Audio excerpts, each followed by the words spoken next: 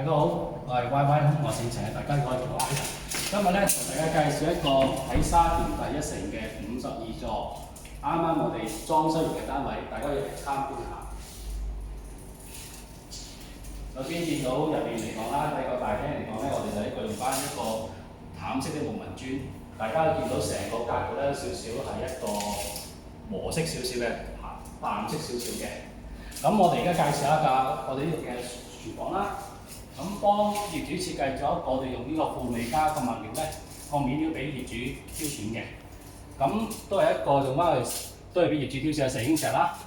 咁呢度我哋會提供埋一個304嘅黑鋼嘅個星盤俾業主去挑選嘅。好啦，到門方面，因為大家見到嗰個嘅廚房咧就比較空間比較細少少，所以業主用咗呢個PD 門，令到個空間感會大少少。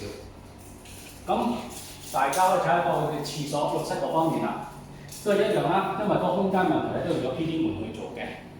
咁我哋為咗個可以令到空間感大啲咧，做咗個業主會選擇一個304嘅黑鋼嘅浴屏。咁都係一樣，我哋會幫業主設計一個用翻呢個防火嘅富美加嘅面料去幫佢設計一個嘅地櫃同埋鏡櫃嘅。咁業主咧就希望一個就係用咗一個石上門啦，令到可以個空間感覺上會大少少嘅。好啦，到呢個方面啦，因為呢個單位咧就有一個大概係265尺啦，所以個空間感會比較相對細少少嘅。咁而家嚟講咧，所以咧業主就做一個嘅特色牆，咁我哋幫佢做一個嘅我哋叫個布紋嘅牆紙，幫佢貼咗喺度嘅。咁到緊呢門嘅方面咧，我哋會幫佢做緊一個腳線啦，令到嗰個一體感會好少少嘅。咁大家嚟參觀下。咁呢度咧，業主咧嗰個牀咧，大家可以見到可以比正常高少少，闊少少，同埋呢個長少少嘅。因為業主嗰個要求咧就係呢個我哋經常6尺嘅，呢個6.3尺嘅。咁闊度亦都係會相對大少少嘅，平常都係4尺，我哋4.3尺嘅。